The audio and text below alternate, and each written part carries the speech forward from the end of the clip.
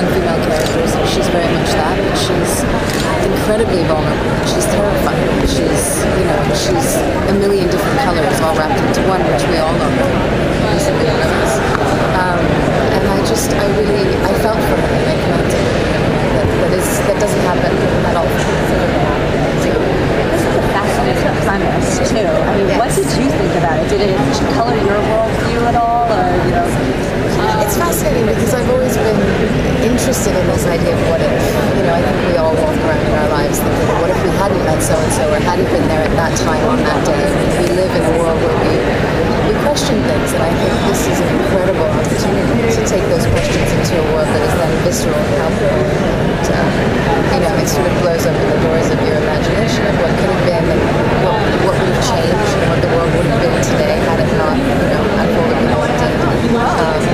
It's an incredibly immersive world. It takes up all of our headspace. We live in it in such an intense way.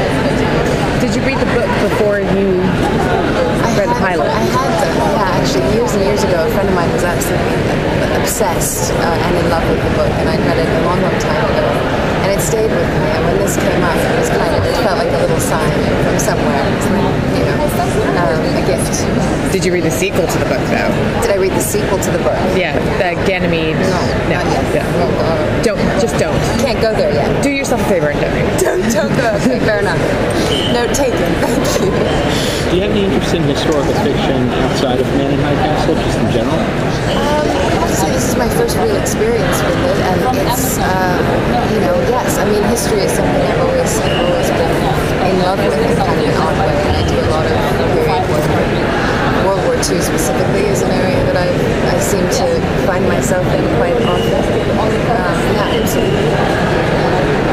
Think about how this project was breathing too. I mean, it's amazing showing us the future that they're looking at, and how you already have such support from subscribers that It's kind of magical. I mean, I think, when you think about the way that network television works, for example, there's executives making decisions about whether or not things move forward.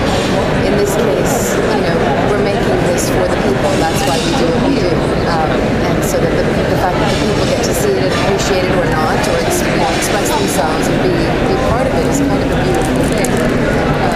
Brand new. It feels like we're on the brink of something really. Actually, I finally finished that last night. Was the production different for this TV show versus other shows you've worked on because it's for Amazon and because it's for streaming? Yeah, I mean, Amazon, I have to say that the level of freedom and liberty, which is ironic considering the story we're telling, but the level of freedom in making this project come to life, and the collaboration and the constant creative exchange with everyone, Frank, has been amazing. And all of us, that we have a voice, that we have a say in sort of the development of our characters, and it's been creatively one of the most exciting things I've ever been a part of, and I think that's a great deal to do with it. Can you talk about how you prepared for your role? Like, did you have to pretend like it's Nazi America for like a month? And things like that? That's a very difficult thing to explain, I think, preparation for something like this. I mean, there's research, of course, of what came before, what we know to have happened. So part of it is obviously real. So there's research. There's lots of reading that Philip K. Dick and immersing yourself in his mind and the ways of things. But the gift is in the story, and the story is so palpable for us that it makes it easy in a way, because you find yourself in that space. It's unavoidable. So how to prepare, how I prepare is kind of we'd be here all day. You mentioned your character's vulnerability, and we definitely see that in the pilot. But do you think, her joining this resistance movement does she really want that independence, and is she really looking to be, to find an inner strength? I think she's someone who believes that there is more out there. And in this particular instance, this scenario sort of comes to her in a way that she could never have prepared for, that she's certainly not seeking, that is incredibly dangerous, and I think she's caught completely off guard by that. So it's a journey for her. There's no intention, I think, to become part of the resistance or anything else. I think she's following her heartstrings and her guts, and she's sort of finding her herself swimming in this world that she didn't choose. Is there anything about the series that you think is going to surprise fans of the book, people that have read the book in the past? Yeah, I hope in a good way. But yes, I think because because it's serialized television, the idea is to basically stretch it as long as we can, as much as we can. And so we're taking little pieces of the book, and it's very slow unfolding. So I'm sure there will be questions. What about this? And this didn't happen. I think the answer is not yet. The idea is to move forward as long as we can. So we have to savor those little pieces. Do you think Juliana's going to be, like, how different have you seen her between the book and what you've filmed so far, what you can tell us? There are differences, for sure, in terms of her dynamic with the Frank character, with Joe character. That's a very different scenario within our series, and that obviously changes things. But who she is in the book is in there and is sort of seeping out, so we see more and more of who she is. Does the first season encompass the whole first book? Does it go beyond where the book ends? Oh, no, not even. We haven't even.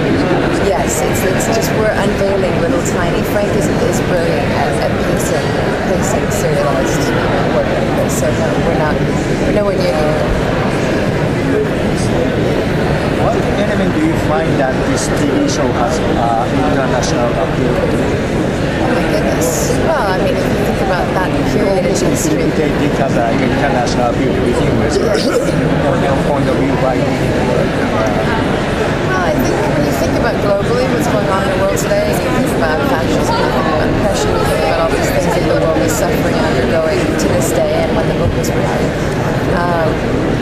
we are exploring what that feels like. I think that's a universal and a very global feeling.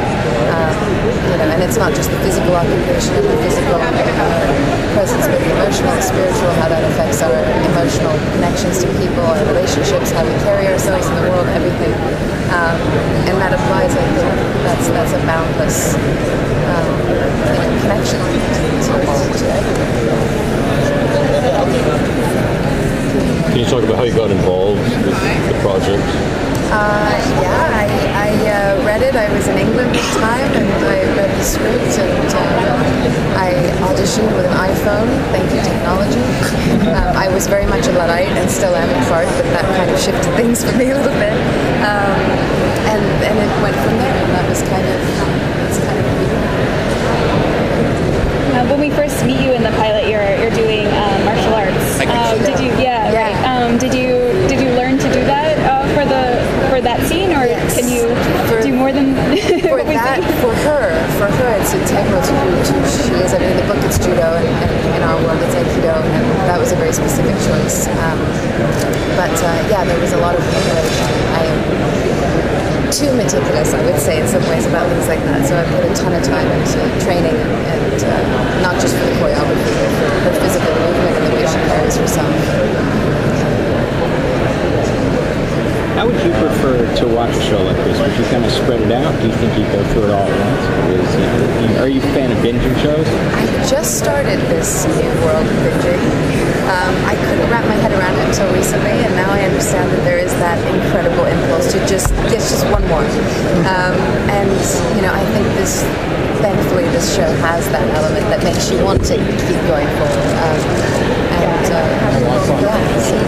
It's like a book. I feel like in today's day and age we're reading novels in a sense by watching television this way. So if you want to read a chapter or 2 or 3 or 7, that's up to you. So it's kind of the freedom of that is good.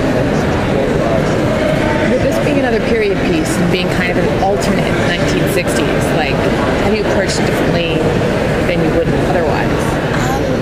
Yes, I think the world she's living in, well, yes and no. I think people living that are people who are marginalized and living in oppression, living under occupied rule, that's a very, that's something you can connect to for many different reasons and many different eras. So in a way it was the same, but I think because it's so fantastic to wrap your head around what it's like to live in Japanese occupied territory within the United States, there's different elements that come into play. And mainly physicality, I think, and mannerism. She being in the world of the Japanese has a certain level of that degree of physical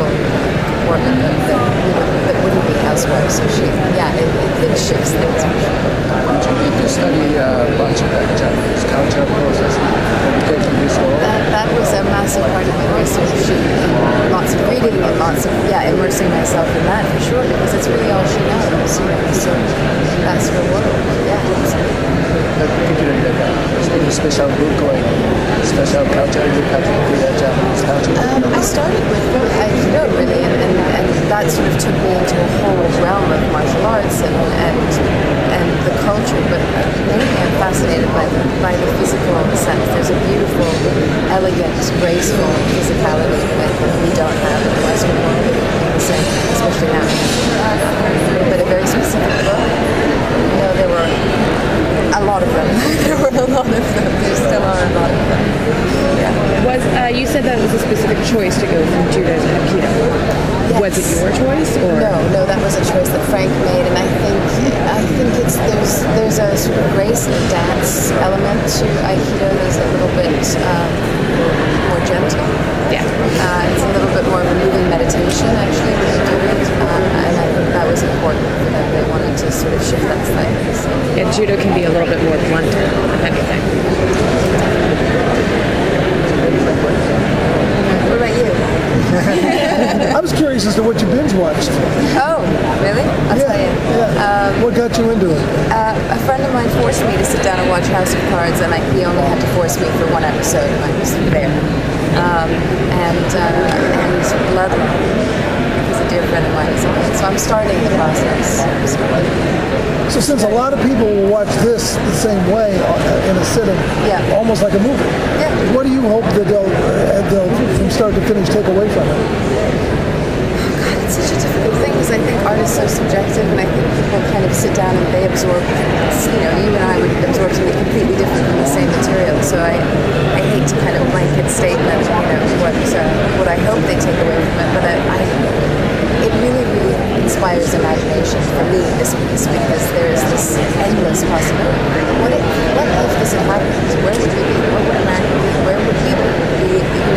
It's just, once you unravel that one little thread, you pull that one thread, the whole thing comes apart, and I think that's what we aim to do, is sort of to get people thinking and questioning, and hopefully they love the characters. That's my personal hope, is that they connect to us and they love these people. So that makes a story.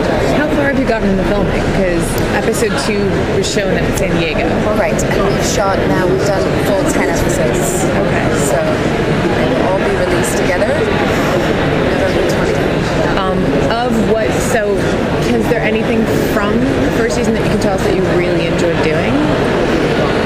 So many things. I have to say there was a level of freedom in the way that we worked together, and we would sit down together, the cast. Everyone talks about how close they are with their cast, and everyone says, we have a family and all of that, but we've heard it all before. And I think, in this particular case, there's a camera department, there's a costume department, everyone has a department. We really felt like a department. We were very, very united. Any issues that came up, any questions, script things, character things, we would get together and brainstorm. And Frank was so beautifully receptive that we really got to play. And it felt like a theater a lot, which I've never had that experience doing film or television, frankly. They would sometimes just let the cameras roll, no marks, no nothing, and we would just be in that space, and that was such a gift. Was there any sort of improvisation then in that regard, or? Yes. I mean, for the most part, we would kind of go over with Frank the ideas we had, how we wanted to shift things and whatnot, and we would do that together with Frank. And then on the day, we would do different versions. We'd do it exactly as scripted. We'd do it sort of off the cuff. It was an incredibly free environment, which for an actor in today's world I couldn't be more grateful for that. The pilot's very fast-moving. The characters are constantly changing and adapting. Is that a theme for the rest of the series? I think it has a beautiful sort of ebb and flow, and there's moments where it's very quiet and still, and then it accelerates, and that's, I think, what keeps you, intrigued. But yes, pace is definitely part of it. It's been many. Is there anyone specifically in the cast that you were excited to work with on My Castle that you've heard of before? Oh my God, did Jake Walls, hands down. He's over there. I see him. I want to hug him always, even just looking at him. He's incredible. Rufus Sewell is an incredible actor. Oh my God, his work on this is just... Yeah, I will spoil nothing. He's extraordinary. Rick Bevan's amazing work. You know, we have a really beautiful group of people. And the through line with all of us is how much we love this project, which is not usually the case. Some people, you know, people are there just to do a job, and that's fair. But that was not the case. It seems like also the show is kind of obviously fractured, so you have, you know, what's going on in Mirrors, and you have the Japanese Imperial story. Did you guys meet? Was the filming kind of separate, and then, you know, are you guys meeting for the first time at stuff like this? It is, no, we spent a lot of time together, but as far as the storylines go, yes, at this stage in the game, they are fairly separate, and that is just starting to